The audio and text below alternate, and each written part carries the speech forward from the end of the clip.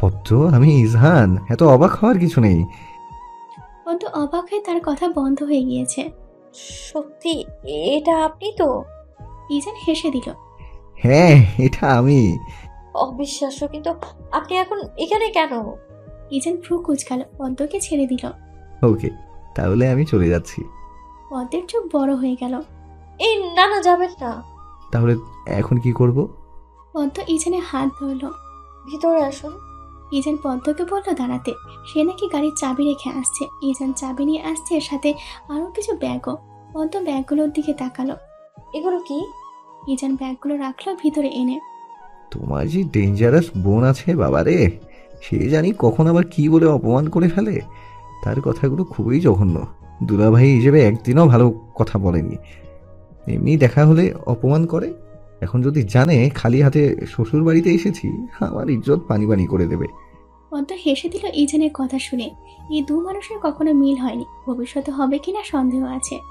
আচ্ছা, এগুলো এখানেই থাকুক, আপনি ভেতরে যান, আমি আসছি। কোথায় যাবে? শোনো, কাউকে এখন কিচ্ছু বলার দরকার নেই। সবাই ঘুমে আছে।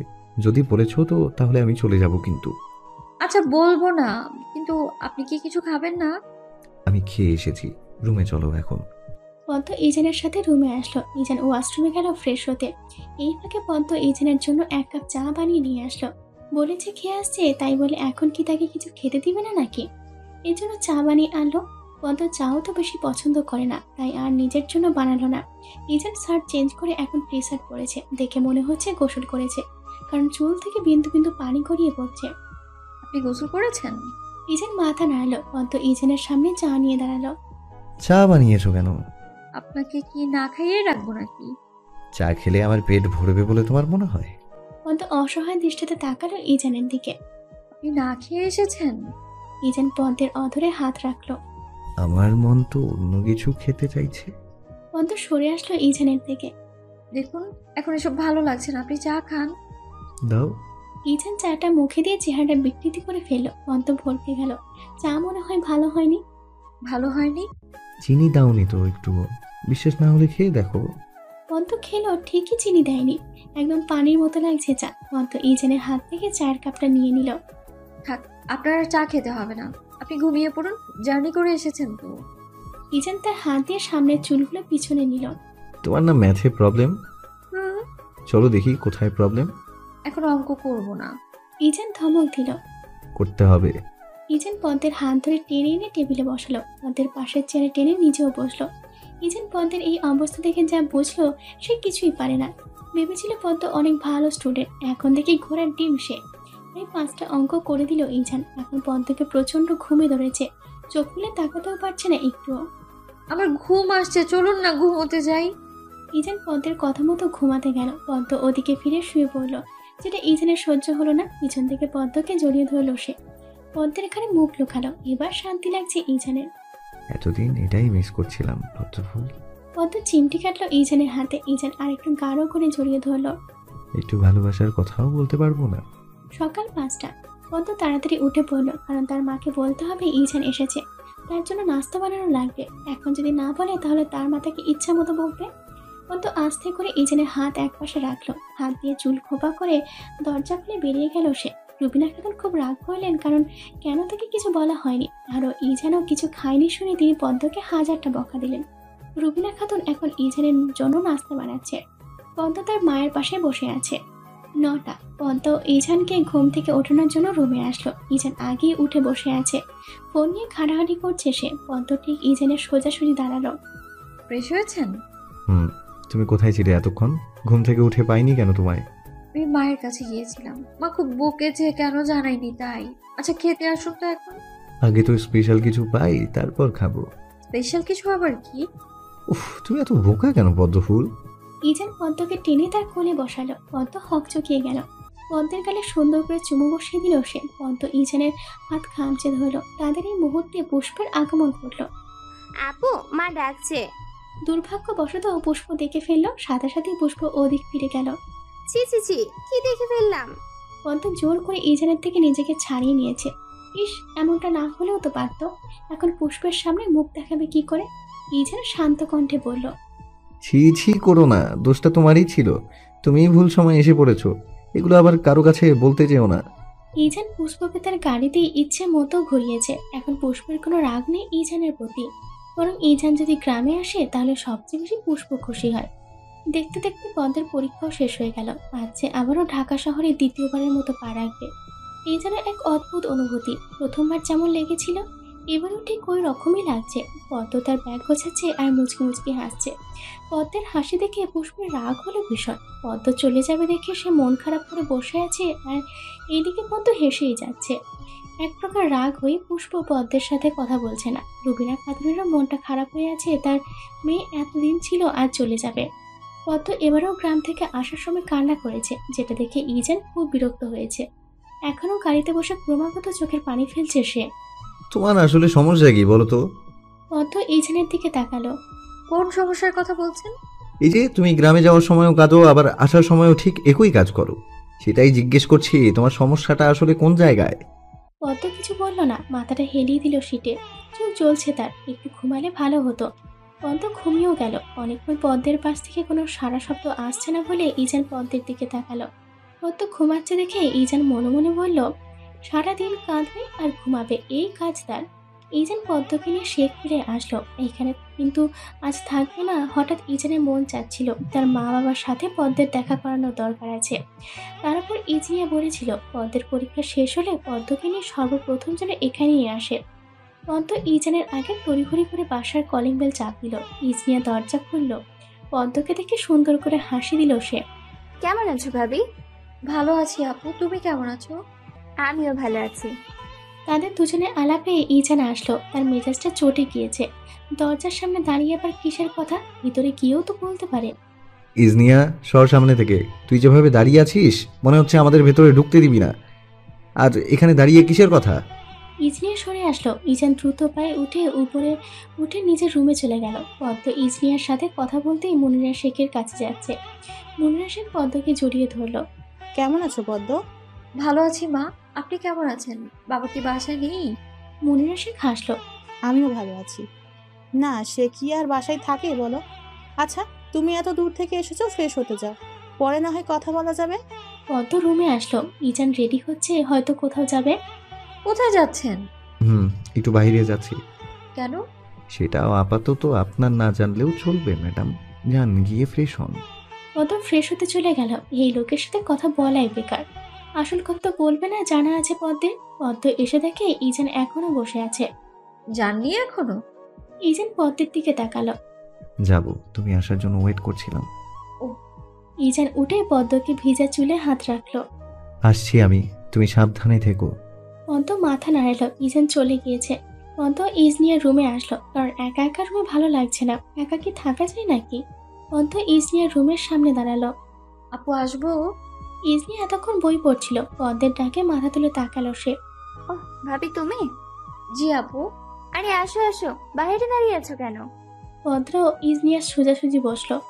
বই পড়ছিলে আপু? ইজনিয়া হেসে উত্তর দিল। হুম, নিজেই মেইন সাবজেক্টগুলো পড়ে শেষ করতে পারি না, কিন্তু এই উপন্যাসের বই ছাড়াও আবার থাকতে পারি না। অভ্যাস হয়ে গিয়েছে। আপু তুমি না মেডিকেলে পড়ছো, তুমিও কি তার মতো ডক্টর হবে? হুম, ভাইয়ের বোন যদি ভাইয়ের মতো না হয় তাহলে তো আর মান সম্মান থাকবে না। তবে ভাইয়ার মতো এত ভালো স্টুডেন্ট না, আবার খারাপও না। ও আচ্ছা আপু, উনি কি অনেক ভালো স্টুডেন্ট ছিলেন? হ্যাঁ, ভাইয়া তো মেডিসিন স্পেশালিস্ট। যারা মেডিসিন স্পেশালিস্ট তারা সব রোগের ওষুধ দিতে পারে। আচ্ছা, যারা এমনি ডক্টর তারা কি সব রোগের ওষুধ দিতে পারে না? যে যেটা নিয়ে পড়াশোনা করে, মানে এসপিএস যেটা, সেই বিষয়কেই ডক্টর, বুঝেছো? ও তাহলে ইজান ভাইয়া তো অনেক ভালো স্টুডেন্ট। তুমি তো তাও মেডিকেলে পড়ছো, আমি তো সেটাও পারবো না, মাথায় কিচ্ছু নেই আমার। ইজনিয়া হাসছে পদ্মের কথা শুনে। তুমিও তাহলে ভাইয়াকে ভাইয়া ডাকা শুরু করেছো? পদ্ম মুচকি মুচকি হাসছে। ইজানকে একবার ভাইয়া বললে কি যে শান্তি লাগতো তার। ইস, একদিন সে ভাইয়া বলেই ছাড়বে। আচ্ছা, পদ্ম যখন ভাইয়া বলবে তখন ইজানের চেহারাটা ঠিক কেমন দেখতে হবে? নিশ্চয়ই ইজান রেগে যাবে পদ্মের কথা। ইজানকে রাগানোর একমাত্র উপায় পেয়ে গিয়েছে সে। অনেকক্ষণ ইজনিয়া আর পদ্ম কথা বলল। একসময় পদ্মের ঘুম চলে এসেছে। পদ্ম ইজনিয়ার রুমেই ঘুমিয়ে গেল। পদ্মের ঘুম ভাঙলো যখন একটু একটু সন্ধ্যা হয়ে এসেছে, তখন বাসায় অনেক মানুষের আওয়াজ শোনা যাচ্ছে। পদ্ম তড়িঘড়ি করে ঘুম থেকে উঠল। ইজনিয়ার রুমে নেই। ইজনিয়ার রুমের পাশ দিয়ে একটা বাচ্চা ছেলে দৌড়ে দিয়ে যাচ্ছে। পদ্ম তো চোখ বড় বড় করে তাকিয়ে আছে। এই ছেলে আবার কোথায় থেকে এসেছে? কখনো এ বাসায় দেখেনি এই বাচ্চাকে। পদ্ম হড়বড় করে উঠে ছেলেটাকে ধরলো। তুমি কি এখানে এসছো কি করে? বাচ্চাটা ভয় পেল পদ্মকে দেখে। সালো আমালে। পদ্ম আরো বাচ্চাটার হাত চেপে ধরে বলল, আগে বলো এখানে কিভাবে এসেছো, কার সাথে এসেছো? তোমাকে আগে আমি দেখিনি কেন? বাচ্চাটা পদ্মের হাতে খুব জোরে কামড় বসালো। পদ্ম মুখ খিঁচে আছে। ছোট হলে কি হবে, তাদের যা পাওয়ার। পদ্মের হাতে একদম দাগ বসে গেল। পদ্ম যেহেতু ফর্সা বেশি, তাই সাথে সাথে জায়গাটা লাল হয়ে গেল তার। কামড় দিচ্ছ দাও, তাও ছাড়বো না তোমাকে। বাচ্চাটা পদ্মকে ছেড়ে দিল। আমার মাম্মালের মালির বাসায় এসেছে। বাচ্চাটার কথা পদ্মের বোধগম্য হলো না। কি যে বলছে এই ছেলে, এদিকে কথাও বলতে পারে না। আমার সামাল কি বলছে? বাবারে কিছু বলছো, তোমাকে ধরে রেখে লাভ নেই, যাও দৌড় দাও। পদ্ম বেশনে এসে মুখ ধুচ্ছিল। বাচ্চাটা দেওয়া কামড় দেখছে সে। কি ভয়ঙ্কর ছেলে, একেবারে কামড়ে লাল করে দিয়েছে। খুবই বাজে ছেলে একদম। পদ্ম রুম থেকে বের হয়ে এসে রীতিমতো অবাক হয়ে আছে। সোফায় কিছু মহিলা বসে আছে। পদ্ম এখনো বুঝলো না এরা কিভাবে এসেছে এখানে, আর কেনই বা এসেছে।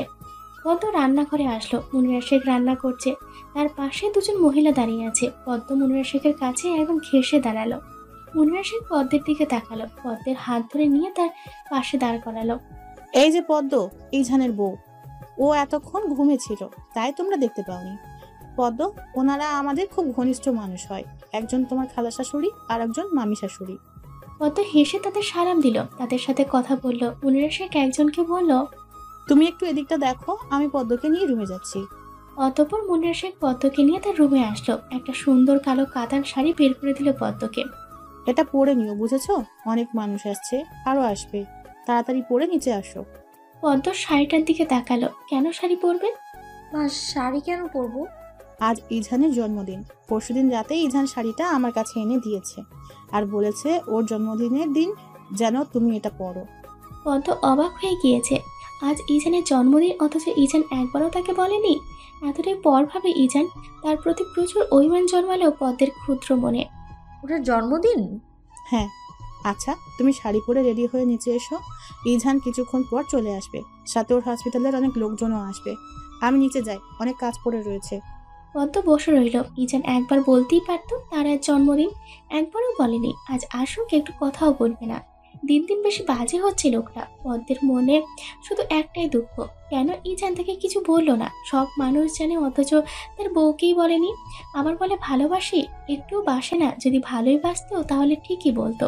পদ্ম রাগের শাড়িটা নিচে ফেলে দিল। বেশ কিছু সময় বাদে শাড়িটা নিয়ে ইজানের রুমে আসলো। যেহেতু মুনিরা শেখ বলেছেন শাড়ি পরতে, তাই অনিচ্ছা থাকা সত্ত্বেও শাড়ি পরলো। আর তার সেই জাতীয় সাজ, চুলে খোপা করা, চোখে কাজল দেওয়া, আর ঠোঁটে একটু লিপস্টিক দিল। পদ্ম আয়নায় দেখে নিজেকে নিজেই বলছে, না খারাপ লাগছে না, তো ভালোই তো লাগছে। কালো শাড়ি তো মানিয়েছে তাকে।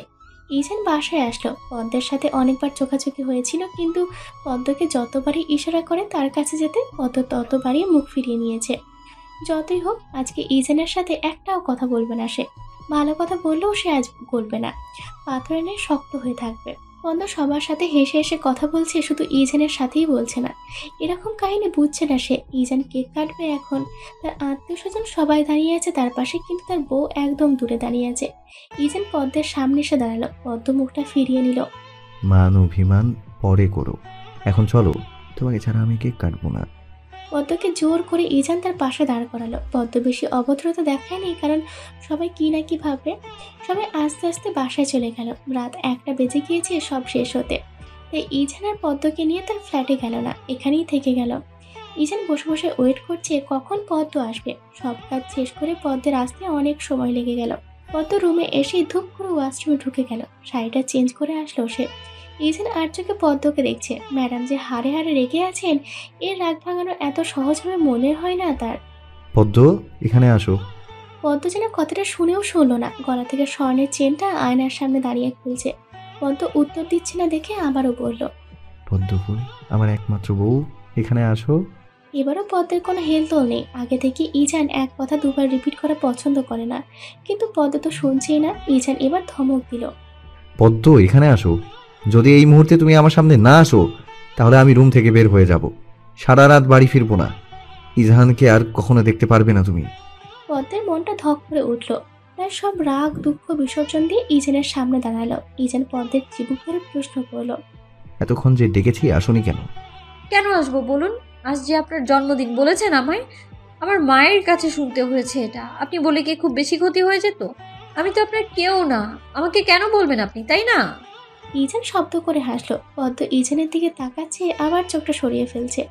নিশ্চয়ই এখন এই লোকের হাসি দেখলে তার রাগটা নিমেষেই উধাও হয়ে যাবে। এই জন্য আমার পদ্মফুল রেগে আছে? ইজানের চোখ হঠাৎ পদ্মের হাতে পড়ল। পদ্মের হাত এক জায়গায় লাল হয়ে আছে। কেন? দেখে তো মনে হচ্ছে কেউ কামড় দিয়েছে। মুহূর্তে ইজানের মেজাজটা চটে গেল। পদ্মের বাহুতে হাত দিল সে। তোমার হাতে কে কামড় দিয়েছে? আমি তো দিইনি। আমার আগে কে কামড় দিয়েছে তোমাকে? আর তুমি সেই দাগ নিয়ে ঘুরে বেড়াচ্ছ? কত বড় সাহস তোমার! পদ্ম ইজানের এই রূপ দেখে অবাক না হয়ে পারল না। এই রূপের সাথে এই প্রথম পরিচিত সে। আগে কখনো পরিচয় হয়নি, আর ইজানও দেখায়নি তার এই রূপ। সে কি পদ্মকে অবিশ্বাস করছে? যা সত্যি তাই বলবে। মিছি মিছি কেন সে বকা শুনবে? একটা বাচ্চা ছেলে কামড় দিয়েছে, ইচ্ছে করে দেয়নি, আমি তাকে ধরেছিলাম তাই দিয়েছে। ইজান হতভম্ব হয়ে গেল পদ্মের কথা শুনে। বাচ্চা ছেলে কামড় দিয়েছে? কি বলছো এসব? জি হ্যাঁ, আমি ঘুমোচ্ছিলাম ইজনিয়া আপুর রুমে, একটা বাচ্চা ছেলে দৌড়ে যাচ্ছিল। আমি তো প্রথমে অবাক হয়েছিলাম দেখে, কারণ এই বাসায় তো কোনো বাচ্চা নেই, আর আসবেও বা কোথা থেকে? আপনি তো আর আমাকে বলেননি যে আজ আপনার জন্মদিন, বাসায় মেহমান আসবে, হয়তো বাচ্চাটাও সেরকমই কেউ হবে। আমি ওর হাতটা ধরেছিলাম জিজ্ঞেস করার জন্য যে তুমি কেন এসেছো, তাই কামড় দিয়েছে আমায়। ইজান ভ্রু কুঁচকে তাকালো পদ্মের দিকে। মেয়েটার দৃষ্টি ফ্লোরের দিকে। বড় উদাসীন দেখাচ্ছে তাকে। পরিচয় জানতে পেরেছো? পদ্ম একটা বড় নিঃশ্বাস ছাড়লো। না। তাহলে কি শুধুই কামড় খেলে? তুমি একটা কামড় দিতে পারলে না? পদ্ম চোখ বড় বড় করে ইজানের দিকে তাকালো। ইজান সজ্ঞানের কথাটা বলছে তো? এসব বলছে? বাচ্চার সাথে সেও কি বাচ্চা হয়ে যাব নাকি? বাচ্চাটা আমাকে কামড় দিয়েছে বলে কি আমিও তাকে কামড়ে দেব? এতটাও নির্বোধ না আমি। ইজান শব্দ করে হাসলো। পদ্মের চিবুক ধরে দুইবার দুই দিকে ঘোরালো। সত্যি তুমি নির্বোধ না? পদ্ম উত্তর দিচ্ছে না, শুধু ইজানকে দেখছে। যখন বাসা থেকে বের হয়েছিল তখন মেরুন কালারের একটা শার্ট পরেছিল। এখন দেখছি উপর দিয়ে কোটও আছে। কখন পরেছে এটা সে তো দেখেনি। পদ্ম ইজানের কোটে হাত দিল। পরক্ষণে ইজানের দিকে তাকিয়ে প্রশ্ন করলো সে। এটা কখন পড়েছেন? আমি তো দেখিইনি। ইজান পদ্মের হাতের উপর হাত রাখলো। তুমি তো রেগে রুমে আসোনি। আমি বাহির থেকে এসে এটা পড়েছি। পদ্ম ছোট্ট করে উত্তর দিল। ইজান তার ঠোঁটটা ভেজালো। পদ্ম, তুমি আমাকে গিফট দেবে না? পদ্মের মনটা ছোট হয়ে এলো। ইজান তো তাকে জানায়নি আজ তার জন্মদিন, আবার কিসের গিফটের কথা বলছে। উম, আপনি তো আমাকে জানাননি যে আজ আপনার জন্মদিন, কিসের গিফটের কথা বলছেন? আচ্ছা, তাহলে আমি গিফট দিই। বসো তুমি এখানে। পদ্ম বেডে বসলো। ইজান আবার কিসের গিফট দিবে? ইজান খাবার থেকে কিছু প্যাকেট বের করলো। ইজান পদ্মের সামনে প্যাকেটগুলো রাখলো। পদ্ম শুধু তাকিয়ে তাকিয়ে দেখছে। আজ ইজানের জন্মদিন, অথচ পদ্ম গিফট পাচ্ছে। বিষয়টা অস্বাভাবিক হয়ে গেল না? এগুলো কি? পদ্ম ইজানের দিকে তাকিয়ে প্রশ্ন করেছে। ইজান বুকে হাত গুঁজে গম্ভীর স্বরে বলল, নিজেই খুলে দেখো। বলবো? জি ম্যাডাম, খুলুন। আপনার জিনিস আপনি খুলবেন না? দেরি করবেন না, তাড়াতাড়ি খুলুন। পদ্ম প্যাকেটগুলো একটা একটা করে খুলছে আর রীতিমতো অবাক হচ্ছে। একটা প্যাকেটে সুন্দর স্বর্ণের চেন পাওয়া গেল, যেখানে অনেকগুলো ইংরেজি শব্দ দিয়ে পদ্ম তার নামটা লেখা। আরেকটি প্যাকেটে স্বর্ণের আংটি পেল, লাভ শেপ, মাঝখানে আবার পি লেখা। এই দুটো জিনিস পদ্ম খুব বড়সড় করে অবাক হয়েছিল। আরও একটা ব্যাগে কারো নীল জামদানি শাড়ি, নীল চুড়ি, সাদা গাজরা, দুটো কাজল আর একটা লিপস্টিক পেল। এত এত উপহারের মাঝে এক অমায়িক সুন্দরী কন্যা বসে আছে, যাকে অপলক নয়নে তাকিয়ে দেখছে ইজান। মেয়েটা একটু বেশি সুন্দর, এত সুন্দর তো না হলেও পারত। আর এইদিকে পদ্ম অবাক চাহনিতে শুধু এগুলোই দেখছে। কোনো কিছুই মাথায় ঢুকছে না তার। জন্মদিন তো আপনার, তাহলে গিফট আমার জন্য কেন এনেছেন? ইজান তার কপালের সামনে এসে পড়া চুলগুলো হাত দ্বারা পিছনে নিল। মনে আছে, বিয়ের পরেই পর্যন্ত আমি তোমাকে একটাও গিফট দিইনি। তোমার জন্মদিনে বলেছিলাম সব গিফট একসাথে দিব, তাই আজ দিয়ে দিলাম। এই বলে এত কিছু? জি। কেন ম্যাডাম, আপনি খুশি হননি? আপনার মুখে তো হাসি নেই। আসলেই আপনি খুশি হননি? এটাকে আমি ধরে নেব? না না, আমি ভীষণ খুশি হয়েছি, ধন্যবাদ। একটা কথা বলবো পদ্ম? পদ্ম মাথা নাড়ল। তুমি যে তখন শাড়ি পরেছো আমি তোমাকে ঠিক মতো মন ভরে দেখতে পারিনি, এখন আবার পরবে? পদ্ম কি বলবে বুঝতে পারছে না। একবার শাড়ি পরেছিল, খুলেও ফেলেছে, এখন কি আবার পরবে? যেহেতু ইজান এত গিফট দিয়েছে, না করা ঠিক হবে কি? পদ্মের পাশ থেকে কোনো উত্তর না পেয়ে ইজান ইচ্ছে করে একটু মন খারাপের অভিনয় করে বলল। যদি তোমার কোনো সমস্যা না থাকে তাহলে থাকুক, পড়তে হবে না। পদ্ম দেখছে ইজানের মনটা খারাপ হয়ে গেল, তাই আর কোনো কিছু না ভেবেই বলল। না, আমি শাড়ি পরবো। ইজানের চোখটা খুশিতে চিকচিক করছে। আচ্ছা তাহলে তুমি পড়ো, আমি বেলকনিতে দাঁড়িয়ে আছি। বলি ইজান ব্যালকনিতে চলে গেল। ইজান চলে যাওয়ার পরপরই পদ্ম শাড়ি পরতে শুরু করলো। শাড়ির সব কিছু ঠিক থাকে, কিন্তু এই কুচিটা নিয়েই যত ঝামেলা। কুচি সুন্দর হয়নি। কুচিটা দেখে পদ্ম মুখ কুঁচকে ফেললো। এটা কবে সুন্দর করে করতে পারবে সে? পদ্ম গলার স্বর উঁচু করে ইজানকে ডাক দিল। ভেতরে আসুন, শাড়ি পরা শেষ আমার। ইজান রুমে আসলো। পদ্মকে পা থেকে মাথা পর্যন্ত দেখে নিল সে। পদ্ম তার চোখে বরাবরই সুন্দর, যে কোনো অবস্থাতে। ইজান পদ্মের সামনে ঝুঁকে বসে কুচিটা ঠিক করে দিল। পদ্ম হাসছে। যতবারই পদ্ম শাড়ি পরে ততবারই ইজান কুচি ঠিক করে দেয়। এই জন্যই মাঝে মাঝে আর কুচি সুন্দর করে শিখতে মন চায় না তার। ইজান উঠে দাঁড়ালো, তার হাত পদ্মের গাল স্পর্শ করে বলল। সুন্দর লাগছে খুব পদ্ম ফুল। পদ্ম ম্লান হাসলো। ধন্যবাদ। শুধুই ধন্যবাদ, এক্সট্রা কিচ্ছু দেবে না? পদ্ম ভরকে গেল। কি দিবে আর? তার কাছেই বা কি আছে? কি দিব আপনাকে? আমার কাছে তো কিচ্ছু নেই। ইজান ভ্রু কুচকে তাকালো। সত্যি কিছু নেই? না, নেই। ইজান পদ্মের চুলের খোপাটা তার এক হাত দিয়ে খুলে দিল। এবার বেশি সুন্দর লাগছে। পদ্ম আর চোখে তাকালো ইজানের দিকে। উনি কি করতে চাচ্ছেন সেটাই বোঝা দেয়। এভাবে তাকিয়ে থেকো না পদ্ম ফুল, প্রেমে পড়ে যাবে। পদ্মবার সরাসরি তাকালো ইজানের দিকে। ইজান তার সবগুলো দাঁত দেখিয়ে হাসছে। আমার বয়ে গেছে প্রেমে পড়তে। ইজান পদ্মের হাত ধরে একদম তার সামনে এনে দাঁড় করালো। পদ্ম হাত ছাড়ার জন্য বহু চেষ্টা করছে, কিন্তু পারছে না। ইজান এমনভাবে হাতটা ধরছে। আমি যদি না ছাড়ি তাহলে তোমার এই লিলিপুট মার্কা শক্তি দিয়ে 100 বছর চেষ্টা করলেও ছাড়াতে পারবে না ম্যাডাম। ছাড়ুন আমায়। ব্যথা তো পাচ্ছ না, তাহলে কেন ছাড়ুন ছাড়ুন বলছো? আজ রাতে তুমি আমার থেকে ছাড়া পাচ্ছ না? পদ্ম বুঝলো না ইজানের কথা। মানে বুঝিনি আমি। এত বুঝতে হবে না। আচ্ছা তাহলে ছেড়ে দিন। ইজান যেন পদ্মের কথাটাই শুনলো না। পদ্মকে টেনে তার সাথে মিশিয়ে নিল।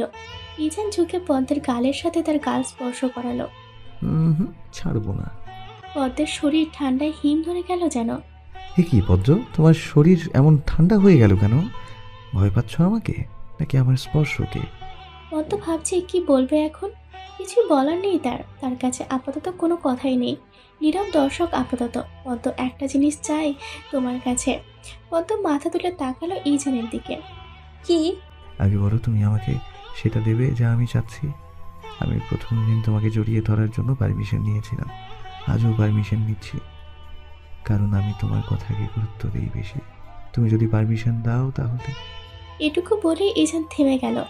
ইজানের বলা কথাগুলো ঘোলাটে লাগছে অনেকটা, যা পদ্ম বুঝতে পারছে না। কিসের অনুভূতি যাচ্ছেন আপনি?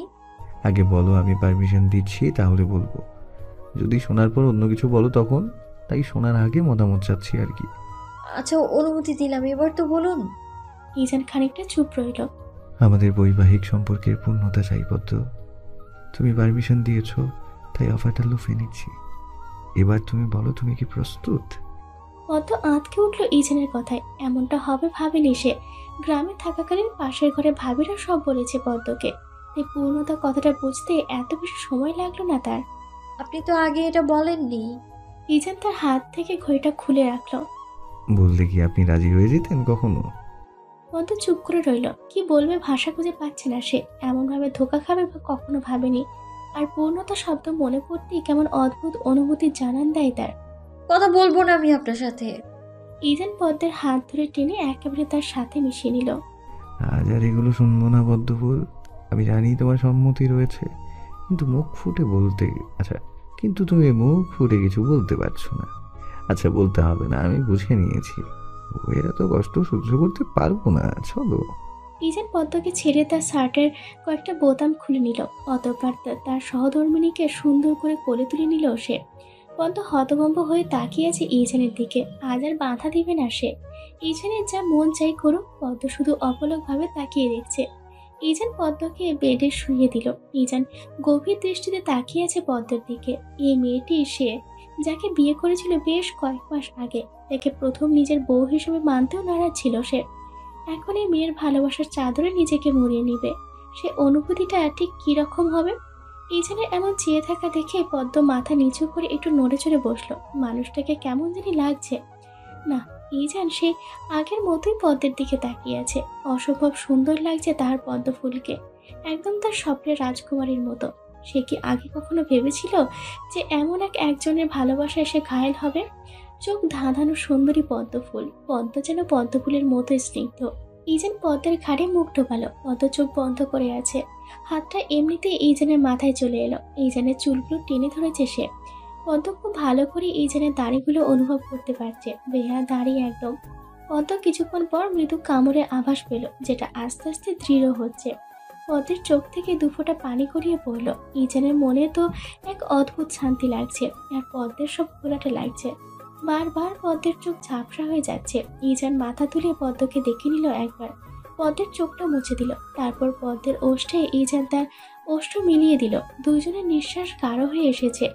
অসম্ভব সুন্দর এক অনুভূতি। ইজান এই দিনটির জন্য এতদিন অপেক্ষা করছিল। আজ যে সুন্দর এবং শ্রেষ্ঠ দিন, অতঃপর পূর্ণতা।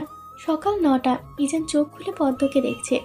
ইজানের বক্ষে পাখির ছানার মতো লেপ্টে আছে সে। গুটিসুটি মেরে শুয়ে আছে। তার মা যে প্রথমে বলেছিল মেয়েটা মায়াবী, ঠিকই বলেছিল। পদ্মের চেহারায় অদ্ভুত এক মায়া আছে। কি সুন্দর করে ঘুমাচ্ছে। আর ইজানের দেওয়া ভালোবাসাগুলো স্পষ্ট দেখা যাচ্ছে। ইজানের মনে প্রশান্তি নামক এক হাওয়া বয়ে গেল। এখন একদম বিশেষ ইজান শেখ লাগছে তাকে। পদ্মের ঘুম ভাঙলো 10টার আরও উপরে। ইজান ইচ্ছে করেই জাগায়নি পদ্মকে। পদ্ম এখন আয়নার সামনে বসে বসে ইজানের দেওয়া ভালোবাসাগুলো দেখছে। কেমন বেহায়ের মতো তাকিয়ে আছে দাগগুলো। এগুলো মানুষ দেখলে কি বলবে? বুড়ো হয়েছে যথেষ্ট, অথচ জ্ঞান বুদ্ধি আছে, তাও এ কাজ কিভাবে করতে পারলো? ইজান রুমে এসে দেখলো পদ্ম আয়নার সামনে বসে এসব দেখছে। মুচকি মুচকি হাসছে সে। পদ্মকে দাঁড় করালো ইজান। পিছন থেকে জড়িয়ে ধরলো। পদ্ম নিজেকে ছাড়ানোর জন্য বৃথা চেষ্টা করতে লাগলো। জানে ইজানের শক্তির কাছে সে কিছুই না, তাও মন বলছে চেষ্টা করতে দোষ কোথায়। আর কত এমন ছাড়া পাওয়ার জন্য ছোটাছুটি করবে? জানো তো পারবে না, তাও এমন করছো। ছাড়ো না আমায়। কেন ছাড়বো? কেন আমি তোমাকে ছাড়ার জন্য তো ধরে রাখিনি। এই ইজহানের থেকে কখনো তুমি নিজেকে ছাড়াতে পারবে না পদ্মফুল। ইজহানের ভালোবাসা এত বেশি প্রখর যে এসব বৃথা চেষ্টা করে কোনো লাভ হবে না। আর আমি তোমাকে ছাড়ছিও না। এসব চিন্তা ঝেড়ে ফেলো মাথা থেকে। পদ্ম বিকল হয়ে গেল। সে কি বলেছে আর ইজান কি বলেছে? বোকা বোকা চাহনিতে ইজানকে আয়নায় দেখছে সে। পদ্ম কিছুটা অবাক হলো, তাকে আর ইজানকে এভাবে আয়নায় দেখে। এই প্রথম দৃশ্যটা দেখলো। পদ্ম ম্লান হাসলো। সেই হাসিটা ইজান দেখলো না। সে তো পদ্মকে নিয়ে ব্যস্ত আছে। ছাড়ো না, আমি নিচে যাব। ইজান তার গাল এগিয়ে দিয়ে বলল, একটা চুমু খাও, তারপর যেতে পারবে। এর আগে তুমি যেতে পারবে না। মূলত আমি তোমাকে যেতে দিব না। পদ্ম মুখটা কুঁচকালো। লজ্জা জিনিসটা বলতে কিচ্ছু নেই আপনার, তাই না? আমি আপনার মতো এসব পারি না। নির্লজ্জ লোক কোথাকার। সারাদিন এসব নিয়ে পড়ে থাকেন আপনি। ইজান গলা ছেড়ে কাশলো। এত বড় ডক্টরকে তার বউ চুমুর জন্য এত সুন্দর অপবাদ দিচ্ছে। কোনো মতে মেনে নেওয়া যাচ্ছে না, যাবেও না। শুধু তো একটি চুমুর কথাই তো বলেছে, আর অন্য কিছু তো বলেনি। কত এমন নিম্ন উপাধি দিবে জানলে আরো বেশি করে বলতো। এটা আসলে ইজানের সাথে মানায় না। শোনো পদ্মফুল, এসব নিম্ন উপাধি তোমার ডাক্তার সাহেবের সাথে মানায় না। তিনি বড্ড বেশি বেসামাল পুরুষ। আশা করি বুঝতে পেরেছ বিবিজান। যদি না বুঝো তাহলে কাল রাতের কথা সুন্দর করে বিশ্লেষণ করব, তারপর বুঝতে পারবে। পদ্ম লজ্জায় মাত্রা নিচু করে ফেললো। কাল রাতের কথা মনে পড়তে এক অজানা লজ্জা তাকে এসে ভর করলো। মানুষটা দিন দিন কেমন জানি হয়ে উঠছে। কথাবার্তা ঠিক মতোও বলছে না। আবার নতুন শব্দ বের করে ফেলেছে বিবিজান।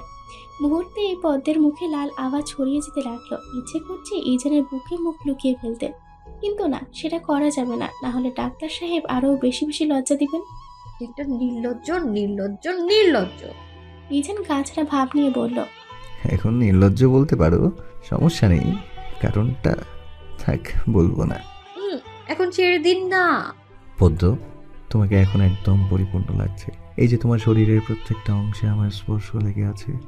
তুমি কি অনুভব করতে পারো এই জাহান যে তোমার মন চুরি করেছে? সেটা পারো অনুভব করতে? কাল রাতে তোমার ঠিক কেমন লেগেছিল বলতে পারবে? ইজহানের যে হৃদয়ে পদ্মফুল লেখা, তুমি কি সেটা জানো? পদ্ম শুধু ইজানের কথা শুনছে, তার কিছু বলার ভাষা নেই। ডাক্তার সাহেব যে কিভাবে কথাগুলো বলছে কে জানে, সে তো আমাকে বলে আমি তার স্পর্শ অনুভব করতে পারি কি না। আচ্ছা, সে যে পদ্মকে লজ্জা দেয়, তার কথায় যে পদ্ম লজ্জা পায়, তা কি সে অনুভব করতে পারে? আগে পারমিশন নিয়েছি, এখন আর সেটাও নিব না। সহ্য করে থাকতে হবে তোমায় পদ্মফুল। ভাবি, তোমার শরীরে এসব কিসের দাগ? ইজনিয়ার কথা শুনে পদ্ম খুব লজ্জা পেল। আজ ইজহানের জন্য তাকে এসব কারণে লজ্জা পেতে হচ্ছে। পদ্ম মাথা তুলে ইজনিয়ার দিকে তাকালো। ইজনিয়ার দাঁত কতগুলো দেখিয়ে আসছে। পদ্ম বুঝছে তার সাথে মজা নেওয়া হচ্ছে, তাই বলে একেবারে শাশুড়ির সামনে। মুনিরা শেখও পদ্মকে দেখলো, তিনিও মিটিমিটি হাসছে। কি এক রুদ্ধশ্বাস পরিস্থিতি, পদ্ম কি করবে বুঝছে না। আজই ইজানকে বলতে হবে, এমন যেন আর কখনো না করে। তার এত বেশি ভালোবাসা পদ্মের প্রতি যে এখন সবার সামনে বেঘরে লজ্জা পেতে হচ্ছে। মা, আমি হসপিটালে যাচ্ছি। ইজান রেডি হয়ে হসপিটালে যাচ্ছে। ইজান পদ্মের দিকে তাকালো। পদ্ম রাগ দেখিয়ে মুখটা ফিরিয়ে নিল। ইজান এটার মানে বুঝলো না আবার কি হয়েছে যে একেবারে তাকে দেখে মুখ ফিরিয়ে নিয়েছে। তবে ইজান কিছুই বলল না। আচ্ছা, সাবধানে যাস বাবা। ইজান মুচকি হেসে বেরিয়ে গেল হসপিটালের উদ্দেশ্যে। পদ্মকে কিছু বলল না যাওয়ার সময়। এই জন্য সে শুক্রিয়া আদায় করছে, কারণ না হলে ইজনিয়া আপু সবার সামনে থেকে লজ্জা দিবে। পদ্ম যত রাগ করুক, তবু ইজানের যাওয়ার দিকে তাকিয়ে আছে। পদ্ম তার শাশুড়ির সাথে দাঁড়িয়ে দাঁড়িয়ে রান্না করছে, আর দুজন মিলে একেবারে রান্নাঘরকে গল্পঘর বানিয়ে দিল। এখন আর পদ্মের কোনো রকম অস্বস্তি বা লজ্জা পাওয়ার কিছু কাজ করে না। মুনিরা শেখ যে তার শাশুড়ি, সেটা পদ্ম মাঝে মাঝে ভুলেই যায়। একদম তার মায়ের মতোই আদর করে। পদ্ম সব কাজ শেষ করে রুমে এসেছে। গোসল করে আয়নার সামনে বসেছে সে। পদ্ম আয়নার সামনে বসে বসে নিজে নিজেই হাসছে। কাল রাতে কি না কি হলো, স্মৃতিচারণ করতেই শিউরে উঠল সে। ইজানের বেহায়ের রূপটা দেখে নিল কাল। পদ্ম হেসেই যাচ্ছে, থামাথামির কোনো নামই নেই। কেউ যদি হঠাৎ এসে দেখে, তাহলে নিশ্চিত বলবে পদ্ম পাগল হয়ে গিয়েছে। একসময় তার হাসিটা বন্ধ হয়ে গেল। বিকেল 4টা। পদ্মের আর মন চাচ্ছে না রুমে একা থাকতে। সেই যে খেয়ে এসে শুয়েছিল, এখনো শুয়েই আছে। তার মূলত ঘুম আসছিল না, তাই শুয়ে শুয়ে ভবিষ্যৎ নিতে চিন্তা করতে থাকলো সে। আবার অতীতের কিছু কথাও স্মরণ করলো। এসব করতে করতে 4টা বেজে গিয়েছে। এখন আর ভালো লাগছে না, তাই ইজনিয়ার রুমে গেল। ইজনিয়া পায়ের উপর পা তুলে ফোন দেখছে। পদ্ম দরজায় টোকা দিল। ইজনিয়া ঠিকঠাক হয়ে বসেছে, গলা উঁচু করে বলল ভিতরে আসতে। পদ্ম গুটিসুটি পায়ে ভিতরে ঢুকলো। ওহ ভাবি, তুমি এসেছো? আমি আরো ভাবলাম কে না কে এসেছে। জি আপু, একা একা ভালো লাগছিল না, তাই এসেছি। তুমি কি কোনো কাজ করছো? নইলে চলে যাব। ইজনিয়া সাথে সাথে উত্তর দিল। আরে না না, বসো। আমারও একা ভালো লাগছিল না, তাই ফোন দেখছিলাম। তুমি এসেছো ভালোই হয়েছে, এখন একটু বসে বসে গল্প করতে পারবো। পদ্ম হাসলো। ইজনিয়া আবারও বলল, তোমার সাথে তো এখন ভাইয়ের সম্পর্ক খুব ভালো, তাই না? পদ্ম লজ্জা পেল, মুখে কিছু বলল না। তুমি না বললেও আমি বুঝেছি। কালকে ভাইয়া খুব আদর করেছিল। ইজনিয়া হাসতে হাসতে অবস্থা খারাপ। আর এদিকে পদ্ম তো তপ্পা খেয়ে বসে আছে। এসেছিল গল্প করতে, এখন দেখি লজ্জা দিচ্ছে। এখানে বসে থাকা মুশকিল হয়ে যাচ্ছে। আপু, তোমার এসব কথা শুনে না আমার কান গরম হয়ে যাচ্ছে। আমি তো গল্প করতে এসেছিলাম, এখন দেখছি লজ্জা দিচ্ছ তুমি আমায়। ইজনিয়া পদ্মের চিবুক ধরে বলল। ওরে আমার ভাই লজ্জাবতী সখী না। পদ্ম মাথাটা নিচু করে রইল। ইজনিয়া আর এসব নিয়ে কোনো কথা বলল না, কারণ তার ভাবির মুখে যে পরিমাণে ব্রাশ হচ্ছে, একটু পর তো লজ্জায় অজ্ঞানী হয়ে যাবে। তখন আর ভাইয়ের দৌড়ানি খাওয়া লাগবে। পদ্ম আর ইজনিয়া একটা লম্বা সময় ধরে আলাপ জুড়ে দিল। পদ্ম তো বরাবরের মতোই বেশি কথা বলা মানুষদের পছন্দ করে, আর ইজনিয়া হলে তো কোনো কথাই নেই। পদ্ম মাঝে মধ্যে বুঝতে পারে না এটি আসলে কি তার শ্বশুরবাড়ি কিনা, কারণ এই শ্বশুরবাড়ি নিয়ে অনেক বাজে ধারণা ছিল তার। তার ফুফাতো বোনকে তার শ্বশুরবাড়ির মানুষগুলো খুব শারীরিক মানসিকভাবে অত্যাচার করত। শেষ পর্যন্ত ছাড়াছাড়ি হয়ে গিয়েছে।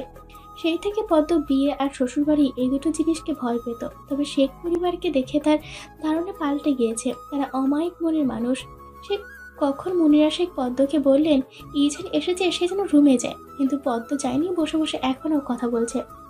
ইজান তার মায়ের থেকে শুনেছিল পদ্ম ইজনিয়ার রুমে। পদ্ম জানে ইজান এসেছে, তাও রুমে আসছে না। এখন আর বরের জন্য মায়া মমতা কিছুই নেই। ইজান একা বসে দুঃখ প্রকাশ করছে, তার কপালে জুটেছে একটা। পদ্ম, রুমে আসো। ব্যাস, পদ্মের কথা বন্ধ হয়ে গেল। পিছন ফিরে দেখে ইজান দরজার সাথে হেলান দিয়ে দাঁড়িয়ে আছে, আর ইজনিয়া সে তো দাঁত কতগুলো দেখিয়ে হাসছে। আসছো না কেন? আর কতবার বলতে হবে তোমায়? পদ্ম মৃদু কেঁপে উঠল ইজানের ধমকে। ইজনে ইশরা করলো যাওয়ার জন্য। পদ্ম উঠে ইজানের কাছে গেল। ইজান পদ্মের হাত ধরে টেনে রুমে নিয়ে গেল। মেয়েটির উপর যতই রাগ থাকুক না কেন, তার মায়াবী চেহারা দেখলে সব রাগ চলে যায়। শোনো পদ্ম, এত রাগ করা ভালো নয়, আর স্বামীর সাথে রাগ করা তো আরও ভালো নয়, গুনাহ হয়, বুঝেছ? আমি বুঝি না সারাদিন তোমার এত রাগ কোথায় আসে। আমি তো কোনো দোষ করিনি, কেন রাগ দেখাচ্ছিলে বলো তো? একটুও দাম দাও না আমাকে তুমি। ইজান পদ্মকে শুইয়ে দিল। অতঃপর পদ্মের বুকে মাথা রাখলো সে। ইজানের মনে হলো একটু মানুষের শান্তির প্রয়োজন, তাই কাজটা করলো। আর পদ্ম, সে তো অবাক হয়ে শুয়ে আছে। কিছু বলতে যাবে তখনই ইজান পদ্মের মুখে হাত দিল। কথা বলো না, আমার একটু শান্তি প্রয়োজন। আমি শুয়ে থাকি, আর সমস্যা হলে বলো, আমি সরে যাব। পদ্ম আর কিছু বলতে পারলো না, চুপচাপ শুয়ে রইল। ইজানকে আর কিছু বলতেও মন চাইলো না। কিভাবে নরম কণ্ঠে বলল, আমার একটু শান্তি প্রয়োজন।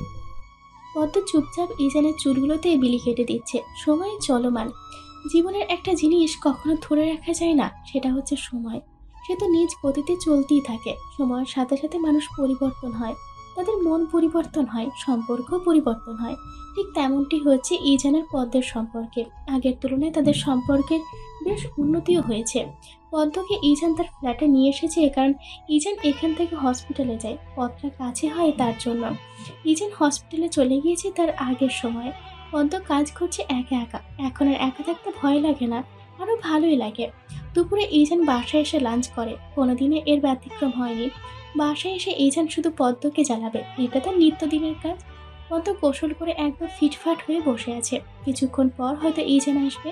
প্রতিদিন এক সময় আসার চেষ্টা করে, আজ ভীষণ দেরি হচ্ছে। পদ্ম অপেক্ষা করতে করতে 3:55 বেজে গেল এখনো।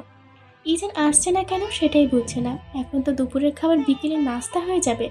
পদ্ম এবার দেরি সহ্য করতে না পেরে ইজানকে কল করলো। অনেকক্ষণ যাবৎ রিং হচ্ছে, কিন্তু ইজান রিসিভ করছে না। এক পর্যায়ে পদ্মের রাগ উঠে গেল তার। অবশেষে ইজান কল রিসিভ করলো। ওহ, পদ্মফুল কল দিয়েছো? দেখিনি তো। পদ্মের চোখ থেকে নোনা পানি গড়িয়ে পড়ছে। এতক্ষণ না খেয়ে বসেছিল, এখন এটা বলছে। পদ্ম রাগে ক্ষোভে ফোনটা কেটে দিল। ইজান বুঝেছে পদ্মের এই রাগের রহস্য। কিছু দরকারি কাজ থাকতে আজ সময় মতো যেতে পারেনি। নিশ্চয়ই মেয়েটা না খেয়ে বসেছিল তার জন্য। ইজান নিজে নিজেই বলছে, অবশ্যই রাগ করা উচিত। মনে মনে অনেক অনুশোচনা হলো তার।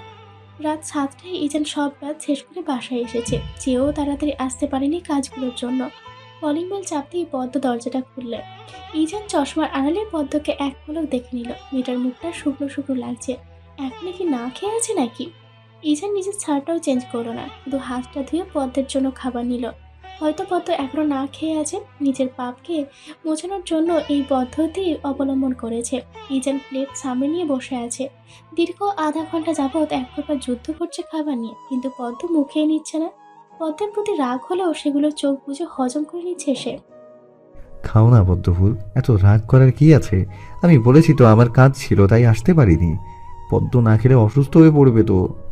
পদ্ম মুখ ফিরিয়ে নিল, অর্থাৎ সে খাবে না। খাবো না আমি। অসুস্থ হলে আপনার কি? আপনার তো আর আমার প্রতি কোনো ভালোবাসা নেই, তাহলে কেন এমন করছেন? খাবো না আমি, খাবো না, খাবো না, খাবো না। ইজানের মুখটা ছোট হয়ে গেল। খাবো না খাবো না কথাটা শতবার বলা হয়ে গিয়েছে, যেন ইজান কানে শুনতে পায়নি। ইজানে মন চাচ্ছিল পদ্মকে টেনে এক থাপ্পড় দিতে, কিন্তু সে এটা করেনি। পদ্ম এমনিতেই তখন কষ্ট পেয়েছে, এখন থাপ্পড় দিলে তো কথাই বন্ধ করে দিবে মনে হয়। তুমি অসুস্থ হলে আমি কাকে আদর করবো বলো? এমন নিষ্ঠুরতম কথাবার্তা বলো না পদ্মফুল। আমি তো তোমাকে খুব ভালোবাসি আমার পদ্মফুল, খেয়ে নাও, এমন রাগ করতে নেই। পদ্ম চোখ রাঙালো ইজানকে। ইজান মোটেও ভয় পায়নি, উল্টো হাসি পেয়েছিল। দাঁতে দাঁত চেপে হাসি আটকে রাখলো। এভাবে চোখ রাঙিও না পদ্ম, আমি খুব ভয় পেয়েছি। পদ্ম মুখ ভেঙাল। সব নাটক করছে, সে কি কিছু বোঝে না নাকি? হয়েছে, এবার শুনুন এখান থেকে। আমার আর ভালো লাগছে না এইসব। আচ্ছা শোনো তাহলে, মেধা প্রেগনেন্ট, তাই ওর সাথে দেখা করতে গিয়েছিলাম। আর আজ পেশেন্টের খুব চাপ ছিল, তাই আসতে পারিনি। এই পর্যন্ত কতবার সরি বলেছি পদ্ম, একবারও কি মাফ করা যায় না? আমার সরিগুলো কি গ্রহণযোগ্য হবে না? মেধা প্রেগনেন্ট শুনে পদ্মের চোখ চিকচিক করছে খুশিতে। এখন তো আর নাচতে মন যাচ্ছে। ইস, মেধা আপু তো একবারও বলেনি তাকে। যাই হোক, সে তো শুনেছে, এই খুশি কোথায় রাখবে? পদ্মের এখন মনে হচ্ছে যেন তার নিজের বাচ্চা হবে। পদ্ম খুশি হয়ে ইজানের হাত ধরল। সত্যি মেধাপু প্রেগনেন্ট? ইজান স্বাভাবিক কণ্ঠে বলল। জি ম্যাডাম। পদ্ম ইজানের হাতে থাকা প্লেটের দিকে তাকালো, পরক্ষণেই আবার বলল, আমি ভাত খাবো, কিন্তু কথা হচ্ছে আমাকে মেধা আপুর কাছে নিয়ে যেতে হবে। আমি আপুর সাথে দেখা করব। যদি আপনি রাজি থাকেন তো খাবো, না হলে আপনি আজ আমাকে সারা দিন চেষ্টা করলেও খাওয়াতে পারবেন না। ইজান রাজি হলো পদ্মের কথায়। পদ্ম খেয়ে দিয়ে এখন রেডি হচ্ছে। ইজান নিঃশব্দে পদ্মের কাণ্ড কারখানা দেখছে। এক দীর্ঘশ্বাস বেরিয়ে এলো ভিতর থেকে তার। এই পিচ্চি মেয়েকে সারা জীবন সহ্য করতে হবে তার। ইজান পদ্ম মেধার বাসায় আসলো। পদ্ম তো মেধাকে পেয়ে খুব খুশি। মেধাকে ছেড়ে আসতে মন চাচ্ছিল না, কিন্তু ইজান থেকে নিয়ে চলে এসেছে। কারণ মেধার বাসায় এমনিও অনেক মেহমান ছিল, অন্য সময় হলে রেখে আসতো পদ্মকে, কিন্তু আজ সম্ভব না। ল্যাপটপে এত কি দেখছেন আপনি? ইজান আধ হয়ে ল্যাপটপে কিছু মেডিসিন নিয়ে রিসার্চ করছিল। তার পাশেই পদ্ম শুয়ে আছে। ঘুম আসছিল না তার, তাই ইজানের দিকে তাকিয়ে আছে। সে তো ল্যাপটপে ডুবে আছে। আশেপাশে যে কিছু হচ্ছে বলতেও পারবে না বোধহয়। কাজ করছি, তুমি ঘুমাও। কি কাজ করছেন? আপনার কাজ তো শুধু রোগী দেখা, তাহলে এটাই কি করছেন? ইজান উত্তর দিল না। পদ্ম উঠে বসেছে। পদ্ম ইজানের দিকে ল্যাপটপ নিয়ে আসলো। ইজান গলা উঁচু করে বলল, আরে কি করছো, এটা দাও। পদ্ম কিছু না বলে ল্যাপটপটা সরিয়ে ইজানের গলা জড়িয়ে ধরলো। আমার একটা বাবু লাগবে ডক্টর সাহেব। মেধা আপুর মতো আমাকেও একটা বাবু এনে দিন না। ইজান হাসছে পদ্মের অপ্রাসঙ্গিক কথা শুনে। সে নিজেই বাচ্চা, আবার আরেক বাচ্চা চায়। বাচ্চার থেকে বাচ্চা হবে, কোন ভূত এখন মাথায় চেপে বসেছে কি জানি। এখন এই আধ পাগলটাকে সামলাবে কিভাবে? ইজান বুঝছে না হঠাৎ পদ্ম বাচ্চার জন্য আমি পাগলামো করছে কেন। দিন দিন সীমা অতিক্রম করে ফেলছে মেয়েটা। সারাদিন পদ্মের এমন প্যারা আর সহ্য হচ্ছে না। তুমি এখনো নিজেই বাচ্চা, আবার কোন মুখে বাচ্চার কথা বলো? পদ্ম মুখটা কুঁচকে ফেললো। ইজানের এই কথা তার পছন্দ হয়নি। আমি আমার মুখ দিয়ে বলেছি আপনার কোনো সমস্যা, আর আমি বাচ্চা? তাহলে আদর করার সময় মনে রাখেন না কেন? হ্যাঁ। ইজান হো হো করে হেসে উঠলো। ইজানের হাসি পদ্মের ভালো লাগলো না। আদর করার বাচ্চা গিফট দিয়ে অনেক পার্থক্য আছে পদ্ম। পদ্মের মন মানল না ইজানের কথায়। মেয়েটা আবার বাচ্চা হবে, তাই এখন তারও বাচ্চা লাগবে। তারপর দুজন প্রেগনেন্ট হয়ে সারাদিন আড্ডা দিবে। আপাতত যে কোনো মূল্যে তার বাচ্চা চাই। আপনার কথা আমি মানতে চাচ্ছি না। আমার একটা বাচ্চা লাগবে ইজান ভাইয়া। ইজানের চোখ কপালে। এই পদ্মকে চিনতে পারছে না সে। হতভম্ব হয়ে আছে পুরো। বাচ্চার শোকে পাগল হয়ে এখন বরকে ভাই ডাকছে। পদ্মকে আধ পাগল ভেবেছিল, এখন দেখি পুরাই পাগল মেয়েটা। পদ্মের ভাইয়া ডাকা ইজানের পছন্দ হয়নি। জোর করে নিজের থেকে পদ্মকে সরিয়ে দিল সে। ইজান পদ্মের মুখ চেপে ধরলো, খুবই হালকাভাবে ধরেছে যেন ব্যথা না পায়। গভীর কণ্ঠে বলল, তুমি নিশ্চয়ই তোমার কোনো ভাইকে বিয়ে করোনি, রাইট? পদ্ম মাথা নাড়ল, অর্থাৎ ইজানের বলা কথাটা সত্যি। তাহলে আর কখনো ভাই ডাকবে না। এসব আমার পছন্দ না পদ্ম। নেক্সট টাইম যেন তোমার মুখে এসব না শুনি, না হলে খুব খারাপ হয়ে যাবে। পদ্ম ইজানের গালে দাড়িগুলো আলতো করে ছুঁয়ে দিল। আহ্লাদি কণ্ঠে বলল, আচ্ছা বলবো না, কিন্তু আমার একটা বাচ্চা লাগবেই লাগবে। ইজান বিরক্ত হলো, প্রচুর বিরক্ত সে। আর ভালো লাগছে না পদ্মের এসব কথা শুনতে। নিজে তো পাগল, এখন তাকেও পাগল বানাতে চাচ্ছে। ইজান ধমক দিল পদ্মকে। সব সময় ফাজলামো করবে না। এখনো বয়স হয়নি বিয়ে করার, তাও বিয়ে হয়েছে মানলাম। এখন আবার কিসের পাগলামো শুরু করেছো? এই বয়সে বাচ্চা নেয়া কতটা রিস্ক বুঝো তুমি? শুধু বললেই হয় না সবকিছু। সময় হলে ঠিকই বাচ্চা হবে। এখন চুপচাপ ঘুমাও। পদ্ম কেঁদে দিল ইজানের কথায়। সুন্দর মতো বললেই তো হতো, এভাবে ধমক দিয়ে বলার কি আছে? মানুষটা দিন দিন খারাপ হয়ে যাচ্ছে, একটুও ভালো করে কথা বলে না। প্রচণ্ড বিরক্ত হলো ইজান। একে তো সারাদিন শুধু তাকে জ্বালাচ্ছে, তার উপর এখন আবার কাঁদছে। কিছু বললেই কেনে দেয়। তাই বেশিরভাগ সময় ইজান তার কথাগুলো হজম করে নেয়। ছোট মানুষ বলে কোনো রকম কষ্ট দিতে চায় না। উঁচু গলেও কথা বলে না, তবে মাঝে মাঝে নিজের এই রাগটাকে কন্ট্রোল করতে পারে না সে। আমার তো সব সময় আমার নিজের ব্যক্তিগত পদ্মফুলকে ভালো লাগে। শোনো তুমি, আর একটু বড় হও, তারপর বাচ্চা নিয়ে ভাববে। ঘুমাও তো পদ্মফুল। ঠিক আছে, তাহলে আপনিও আমায় আর আদর করতে পারবেন না। যদি আমার কাছে এসেছেন তো দেখবেন পদের আসল রূপ। অসহ্য করলো। পদ্ম অন্যদিকে ফিরে গেল। ইজান পদ্মকে বেশি জোর করলো না। সকালে উঠলে ঠিকই রাগ কমে যাবে, এমন রাগ দেখায় যেন আর কখনো কথা বলবে না। পরে নিজেই আসে কথা বলার জন্য। ইজান পদ্মের পাশ থেকে ল্যাপটপটা নিল। মনে মনে বলছে, ভালোই হয়েছে পদ্ম অন্যদিকে ফিরে শুয়েছে, এখন সে একটু কাজ করতে পারবে।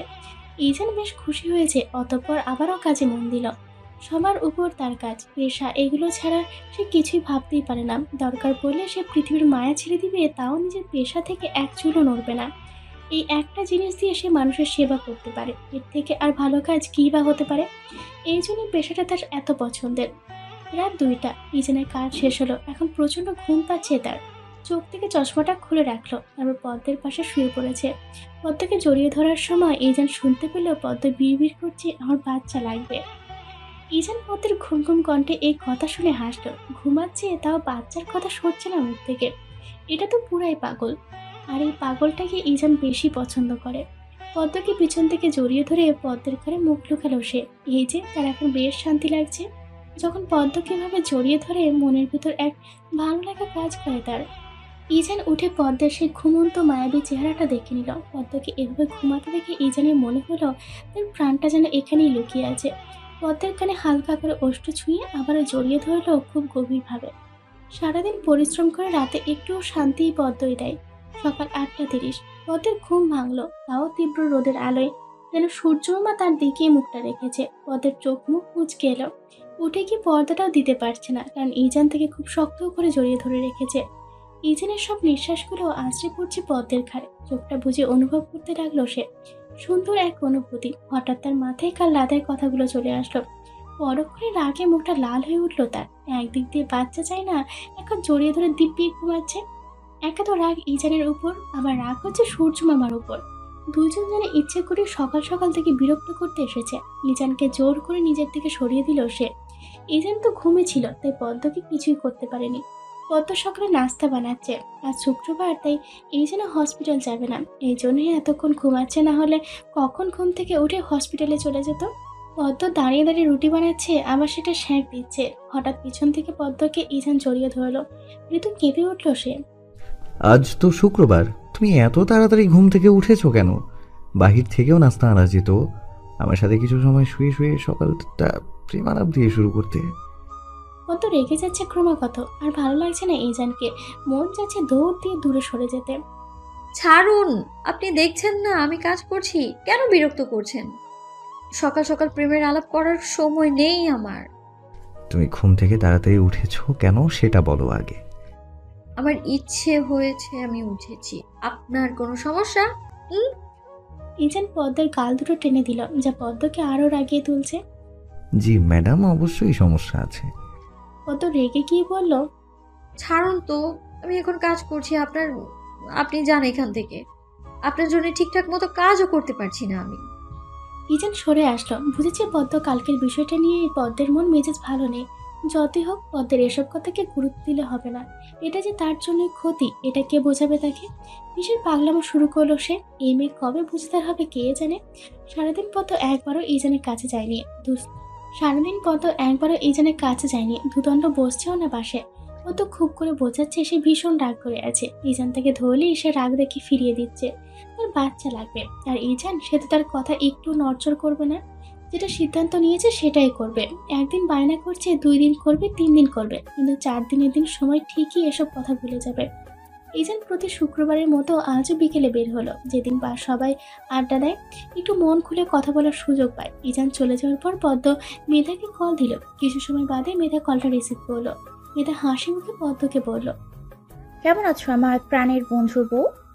পদ্ম মুড়মুড়া হয়ে বলল, ভালো নেই আপু, তুমি কেমন আছো? পদ্মের কথায় মেয়েদের খটকা লাগলো। অন্যদিন হলে সে সুর টেনে বলতো, খুব ভালো আছি। আজ একেবারে প্রথমেই বলে দিল ভালো নেই। আমি তো আছি ভালো, কিন্তু তুমি ভালো নেই কেন? আপু একটা কথা বলবো? আমার তো আবার লজ্জা করছে, কিভাবে যে বলি। নির্দ্বিধায় বলতে পারো। আসলে আপু, আমার না বাচ্চা চাই এক্ষুনি, কিন্তু উনি রাজি হচ্ছেন না। মেয়েদের হাসি আসলো পদ্মের কথা শুনে। কি সুন্দর করে বলছে বাচ্চা চাই এখনই। বাচ্চা কি কিনে আনবে নাকি? বাচ্চা কি কিনবে নাকি? মেয়েদের কথা শুনে পদ্ম ঠোঁট উল্টালো। কিনে আনা যায় নাকি?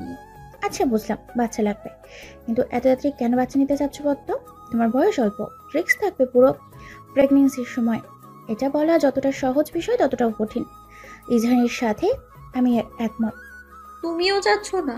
না বোন, দেখো আমার বয়স এখন 30, আমি প্রেগনেন্ট। অবশ্যই অনেকে বলবে যে কেন এত পর বাচ্চা নিচ্ছে। আমি তো ডক্টর, আমি বুঝি সব। তুমি এসব কথা পরে ভেবো। ভুলবশত যদি প্রেগনেন্ট হয়েও যাও, তাহলে তোমার নিজেরই লাভ রিস্ক থাকবে, বুঝেছো? পদ্ম ঠান্ডা মাথায় মেধার কথাগুলো শ্রবণ করলো। মেধা আপু কখনো তাকে খারাপ পরামর্শ দেয়নি। নিশ্চয়ই এটাও খারাপ কিছু হবে না। যদি ভালো হতো তাহলে মেধা আপু সবার আগে হ্যাঁ বলে দিত। যেহেতু মানা করেছে তাই সে এই বিষয়টা মাথা থেকে ছেড়ে নিল। কিন্তু আপু, আমি তো ওনার সাথে রাগ করে আছি। এই বিষয় নিয়ে এখন কি হবে? লজ্জা পাবো তো ওনার সামনে দাঁড়াতে। আরে বোকা, লজ্জা পাওয়ার কিছু নেই। ইজান জানে তো তুমি পিচ্ছি একটা মেয়ে। ও গিয়ে দেখো, এসব কথা বাদ দিয়ে মাথা ঘামানি। আর রাগ কিভাবে ভাঙাবে সেটা অন্তত আমার বলে দিতে হবে না আশা করি। পদ্ম হাসলো। না আপু, আচ্ছা তুমি বিশ্রাম করো, আমি ফোন রাখছি। নিজের খেয়াল রেখো। আমি ওনাকে বলে তোমার সাথে দেখা করতে যাব, কেমন? রাত 9টা। ইজান বাসায় ফিরল। পদ্মা দরজা খুলেছে। পদ্মের রূপ দেখে ইজান অবাক হয়ে চেয়ে আছে। কালো শাড়ি পরিহিত কিশোরীকে দেখে বুকের বাঁ পাশটা নাড়া দিয়ে উঠল তার। ইজান বাসায় আসার আগে পদ্ম এভাবে সেজেছে। মিটমিট করে হাসছে সে। কিভাবে পদ্মের দিকে তাকিয়ে আছে তার ডাক্তার সাহেব। ভেতরে আসবেন না? ইজান হুঁশে ফিরল। তড়িঘড়ি করে বাসার ভিতরে ঢুকে ফ্রেশ হয়ে নিল সে। ব্যালকনিতে গ্রিলের সাথে দাঁড়িয়ে ফোনটা ঘাঁটছে। পদ্ম ইজানের বক্ষে মাথা রাখলো। ইজান ফোনটা পকেটে ঢুকালো। আপাতত পদ্মকে ছাড়া অন্য কিছুতে অ্যাটেনশন দিতে চাচ্ছে না সে। তুমি না বলেছিলে আমি যেন তোমার কাছে না যাই, তাহলে নিজ থেকে আবার এসেছো কেন? পদ্ম যেন কথাটা শুনেও শুনল না এমন একটা ভাব করলো। পদ্ম ইজানের টি শার্টে ধরে তার দিকে ঝুঁকালো। ইজান ভ্রুকুচকে প্রশ্ন করলো, কি চাই ম্যাডাম? আপনাকে চাই ডক্টর সাহেব। ইজানের নিজেকে কন্ট্রোলে রাখতে পারলো না। পদ্মের ওষ্ঠে তার ওষ্ঠের ভালোবাসার ছোঁয়া দিতে লাগলো। দুজন যেন ভালোবাসার রাজ্যে ডুব দিয়েছে। ব্যাস, আর কিছুই চায় না তার। এইটুকুতেই যেন এক টুকরো শান্তি। কেটে গিয়েছে বিয়ের 4টি বছর। পদ্ম এখনো অনেকটা বড় হয়ে গিয়েছে এত বছরের ব্যবধানে।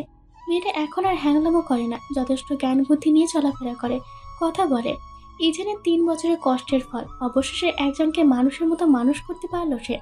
শুধু মেয়েটার কথা কমাতে পারেনি এই যা। বিয়ের প্রথম জন বকবক করতো, এখনো সে আগের মতোই রয়েছে। আর ঝগড়ুটে হয়েছে ভীষণ। আর ইজানের পদে 4র্থতম বিবাহ বার্ষিকী। এই জন্য শেখ মিলে বেশ বড় সড়ো করে আয়োজন চলছে। সবাই খুব খুশি। ইজান তাদের প্রত্যেককে বিবাহ বার্ষিকীতে এমন বড় করে আয়োজন করে। সবাই কাজ করছে যে যার মতো। শুভ্র রঙের পাঞ্জাবি পরিহিত লোকটার দিকে বারবার আর চোখে তাকাচ্ছে পদ্ম। সদ্য গোসল করে এসেছে, যার কারণে চুলগুলো থেকে পানি পড়ছে। পদ্মের এসব কাহিনী ইজান খেয়াল করেছে। কাছে এসে দেখবে তা না, দূর থেকে দেখছে। মেয়েটা সে বোকায় রয়ে গেল। ইজান পদ্মের দিকে ঝুঁকে আসলো। পদ্ম আধশোয়া হয়ে শুয়েছিল। পদ্মের 2 পাশে হাত রেখে গম্ভীর কণ্ঠে বলল, এভাবে দেখছিলে কেন? ভরকে গেল পদ্ম। সে ভেবেছে ইজান থেকে নিশ্চয় খেয়াল করেনি। কি একটা লজ্জা পেতে হচ্ছে এখন। কোথায় দেখছিলাম? মিথ্যা বলো না, তুমি দেখছিলে আমায়। আমি আয়নায় দেখেছি সব। সবার চোখকে ফাঁকি দিতে পারবে, এই ইজহানের চোখকে তুমি ফাঁকি দিতে পারবে না পদ্মফুল। পদ্ম মুখটা ফিরিয়ে নিল। আমার আর খেয়ে দেয়ে কাজ নেই, আমি আপনাকে দেখব। আর আপনি ঝুঁকে আছেন কেন? বয়স হয়েছে, তবুও লজ্জা নেই? ইজান পদ্মের মুখে তার আঙুল ছুঁয়ে দিল। মুহূর্তে চোখ বন্ধ হয়ে গেল তার। লজ্জা কোনোদিনও হবে না পদ্মফুল। শুনুন তো, এভাবে ঘরে একা বসে থাকলে বাইরের মানুষরা কি বলবে? হ্যাঁ, একটা চুমু দিই প্লিজ। পদ্মের চোখ রাঙালো। না না, এখন না। ইজান পদ্মের কথা শুনলো না। টুক করে পদ্মের ওষ্ঠে একটা চুমু এঁকে দিল সে। পদ্ম মুখে হাত দিয়ে তাড়াতাড়ি উঠে ওয়াশরুমে ঢুকে পড়ল। ইজান বেকুরের মতো শুধু তাকিয়ে তাকিয়ে দেখছে। কি হচ্ছে কিছুই বুঝতে পারছে না। ওয়াশরুম থেকে কাশির শব্দ শোনা যাচ্ছে। চিন্তিত হয়ে ইজান বলল, পদ্ম ঠিক আছে তুমি? দরজা খুলো, আমি ঢুকবো। পদ্ম কোনো রকম উত্তর দিল না। মুখ ধুয়ে বের হলো সে। ইজান তীক্ষ্ণ দৃষ্টিতে তাকাচ্ছে। চোখে মুখে দুর্বলতার ছাপ। চোখ টেনে তুলতেও পারছে না এমন অবস্থা। ইজানকে শক্ত করে জড়িয়ে ধরল পদ্ম। পদ্মের পিঠে হালকা করে হাত রাখলো সে। প্রায় 1 সপ্তাহ ধরে পদ্মের এই অবস্থা। আসলে বুঝছে না ঠিক কি হয়েছে। ইজান নরম কণ্ঠে বলল, ঠিক আছো তুমি? পদ্ম মাথা নাড়ল। কথা বলার শক্তি নেই তার। বমি করে সব শক্তি উধাও হয়ে গিয়েছে। পেটে যা ছিল সব চলে গিয়েছে। ইজান আবারও বলল, তোমার আসলে কি হয়েছে? এমন দুর্বল হয়ে গিয়েছো কেন? আমি বুঝছি না ঠিক। আমিও জানি না, কয়েকদিন ধরে বমি হয়, মাথা ঘোরায়, যা খাই সব বমির সাথে চলে যায়। এজন্যই বোধহয় দুর্বল লাগছে। ইজান পদ্মকে কোলে করে বেডে শুয়ে দিল। কিছুক্ষণ শুয়ে থাকুক, তারপর নয় উঠে বাইরে যাবে। পদ্ম বসতে নিয়েছিল, তখনই ইজান ধমক দিল, সমস্যা কি তোমার? একটু আগে বমি করে এসেছো, এখন আবার কোথায় যেতে চাচ্ছ? খবরদার রুমের বাইরে পা রাখবে না। কিছু সময় রেস্ট নাও, তারপর উঠে বাইরে যাবে। পদ্ম দুর্বল গলায় বলল, না, বাসায় কত মেহমান, সবাই কি ভাববে বলো তো? ইজেন উঠে দাঁড়ালো। যদিও মানুষের কোনো কথাকে সে পাত্তা দেয় না, কিন্তু এখন এভাবে পদ্মকে ঘরে আটকে রাখলে সত্যি অনেকে অনেক কথাই বলবে, যার ইফেক্ট পড়বে পদ্মের উপর। কিন্তু এখন তো সে অসুস্থ, কিভাবে বাইরে যেতে বলবে? যদি আবারও অসুস্থ হয়ে যায় তখন? এই অনুষ্ঠান শেষ হলেই পদ্মকে মেয়েদের কাছে নিয়ে যাবে। যদিও এসব মেয়েলি ব্যাপার, তাই সে এখানে থাকতে চাচ্ছে না। এরকম রোগের চিকিৎসা সে করে না। তুমি শুয়ে থাকো, আমি মাকে বলবো তুমি একটু অসুস্থ হয়ে পড়েছো, তাই এখন শুয়ে আছো। পদ্মের তাও মন মানল না। বাসায় এত মানুষ, এখন এভাবে শুয়ে থাকাটা আসলে মানায় না। এই ইজানকে সে কি বোঝাবে? আবার একদিক দিয়ে শুয়ে থাকতেও মন চাচ্ছে, 10 মিনিট ঘুমালে হয়তো ভালো লাগবে। মাথা প্রচুর ঘোরাচ্ছে তার। কিন্তু পদ্মের পুরো কথাটা শেষ করতে দিল না ইজান।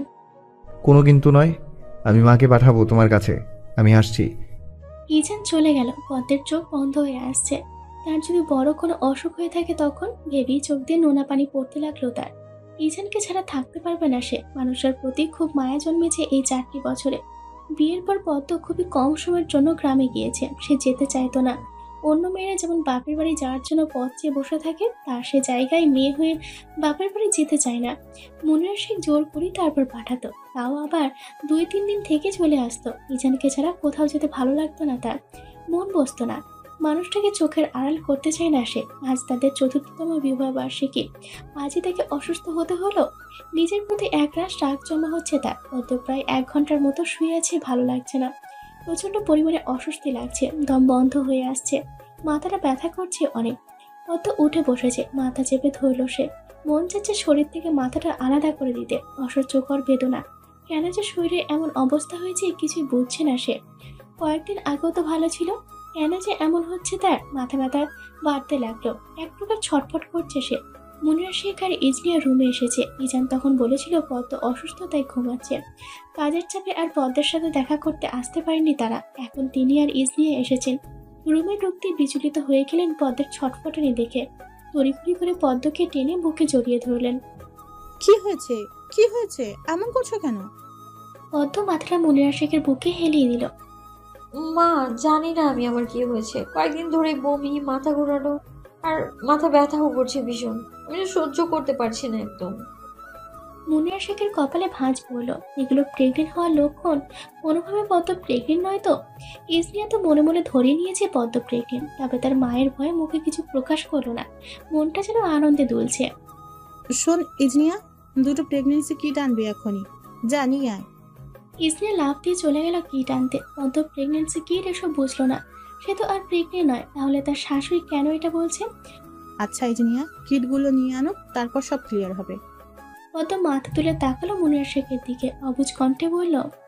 কি ক্লিয়ার হবে মা? মুনিরা শেখ হেসে পদ্মের গালে হাত রাখলো। তুমি প্রেগনেন্ট কিনা সেটাই। তোমার যে লক্ষণ দেখছি, মনে হয় তো প্রেগনেন্ট, তাই কিট আনতে পাঠিয়েছি ইজনিয়াকে। প্রেগনেন্ট কথাটা শুনে পদ্মের মনটা ধক করে উঠল, চোখটা ভিজে আসছে বারবার। যখন মেধা আপু প্রেগনেন্ট হয়েছিল তখন তারও মা হওয়ার জন্য মনটা উতলা হয়ে উঠেছিল খুব। তার বয়স 18 হওয়ার পরও ইজান বারবার নিষেধাজ্ঞা দিয়েছে। কতবার যে চেষ্টা করেছে, কোনোভাবেই হয়নি। এক পর্যায়ে হাল ছেড়ে দিয়েছিল সে। কত রাত কেঁদে কেঁদে ঘুমিয়েছে। 1000বার ঝগড়া হয়ে গিয়েছিল ইজানের সাথে, তবে কখনো গায়ে হাত তুলেনি। শান্ত হয়ে বোঝাতো, না হয় বকা দিত। এই নিয়ে তাদের মধ্যে কত কথা কাটাকাটি হয়েছে হিসেব নেই। কতবার ইজান থেকে ফিরিয়ে দিয়েছে। ভাবতেই মনটা হো হো করে উঠল। শুধু বলতো বয়স হোক, বড় হোক, তারপর বাচ্চা নেওয়ার কথা ভাববে। যদি ঘটনাটি সত্যি হয়ে যায় তাহলে ইজান ঠিক কিভাবে নিবে বিষয়টা? এখন তো তার বয়স 19 হয়েছে, এটা মেনে নেওয়াই যায়। প্রায় 8 ঘন্টা পর ইজনিয়া এসেছে। বাসা থেকে ফার্মেসি দূরে, তাই এত সময় লেগেছিল। তাহলে আরও তাড়াতাড়ি আসা যেত। এই 8 ঘন্টায় পদ্ম 2 বার বমি করেছে। মুনিরা শেখ একটুও নড়ল না পদ্মের কাছ থেকে।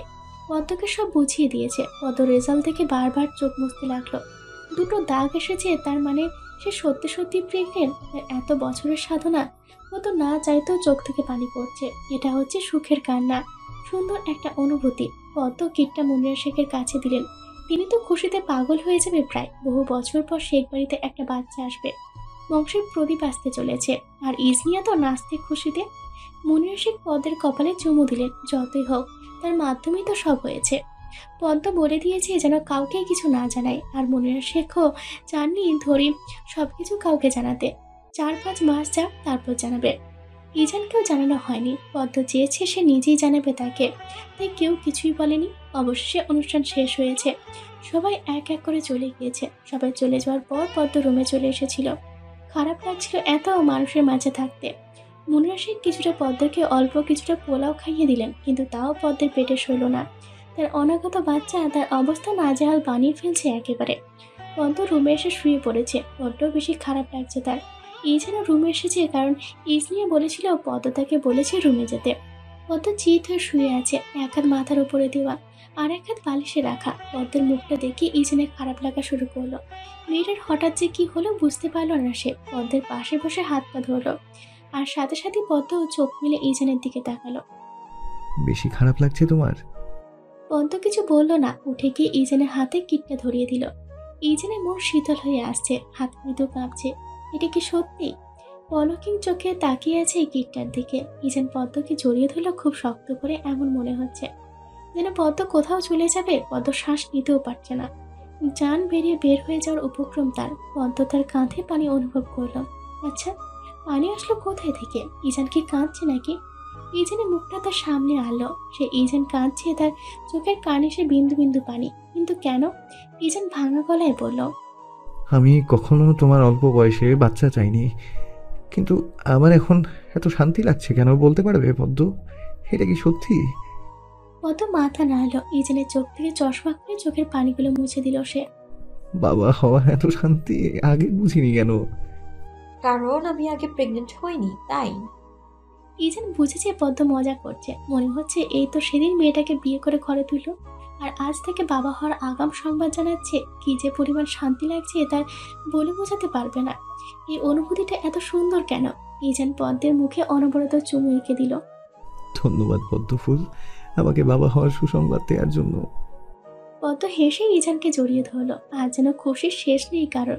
প্রেগনেন্সির 6 মাস চলছে পদ্মের। আগে থেকে শারীরিক গঠন বদলে গিয়েছে, প্রচুর মোটাও হয়েছে সে। এখন আপাতত খেতে পারে, যার কারণে খায় আর ঘুমায়। এই 6 মাস যাবৎ তারা শেখ ফিলায় আছে। ইজানে এখান থেকে হসপিটাল যাতায়াত করতে সমস্যা, তাও পদ্ম ও তার বাচ্চার জন্য সব কথা ভুলে যায়। আর মুনিরা শেখ তার কথা আর কি বা বলবে? সে তো পদ্মকে একটা কাজও করতে দেয় না। উল্টো ইজান বাসায় না থাকাকালীন সময় পদ্মের পাশে পাশে থাকে।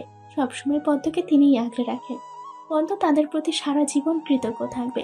ইজান তার শার্ট চেঞ্জ করছে আর বলছে, পদ্ম তোমার মনে হচ্ছে না তুমি আগের থেকে মোটা হচ্ছ? পদ্ম এতক্ষণ চকলেট খাচ্ছিল, আচমকা খাওয়া বন্ধ করে দিয়ে বলল, কি বলতে চাচ্ছেন সরাসরি বলুন। ইজান পদ্মকে রাগানোর জন্য বলল, তুমি আগের থেকে অনেক মোটা হচ্ছ, এত বেশি খেও না। তোমাকে এখন কেমন লাগছে? পদ্মের চোখ দিয়ে পানি পড়ে গেল। তার জিনিস খাচ্ছে বলে একেবারে এ কথা বলবে? আমি কি একা একা খাচ্ছি নাকি? আপনার বাচ্চাও তো খাচ্ছে, আর খাবোই না আমি? ধুর।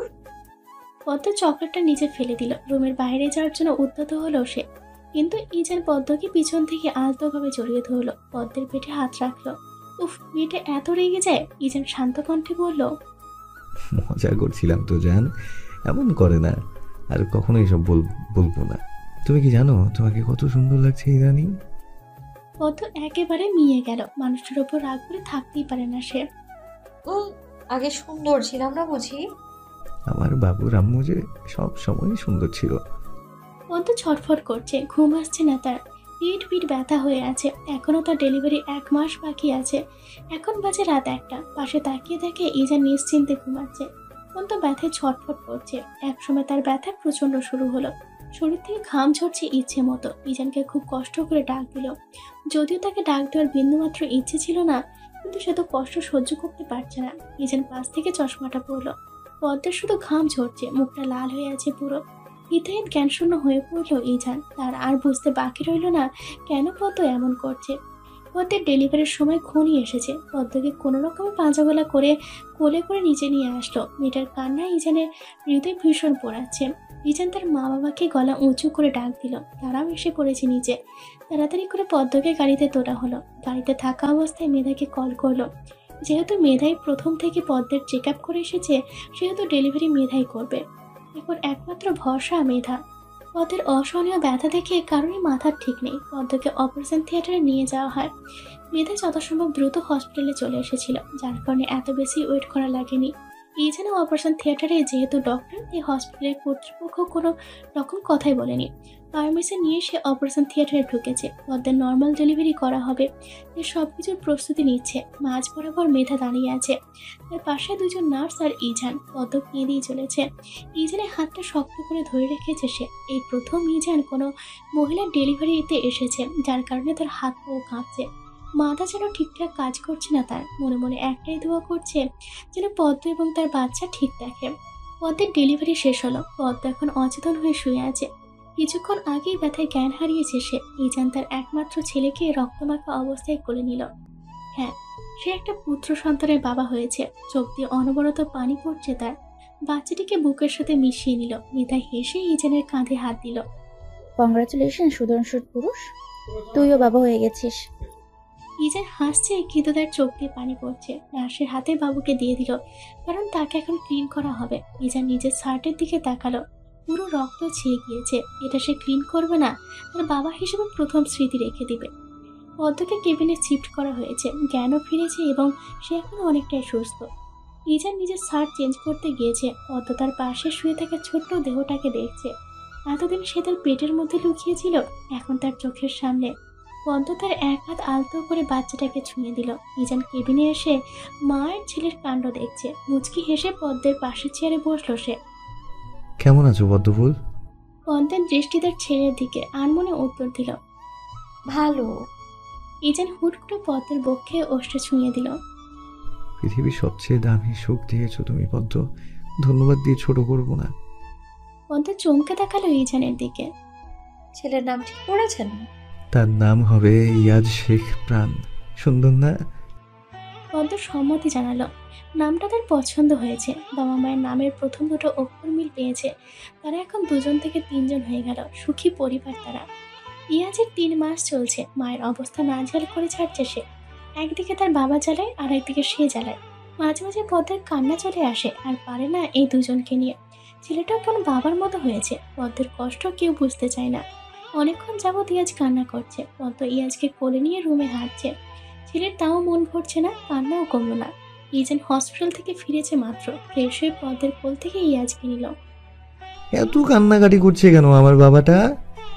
পদ্ম এবার কান্না করে দিল। আপনার ছেলে কোন সময় কান্না করে না বলুন তো?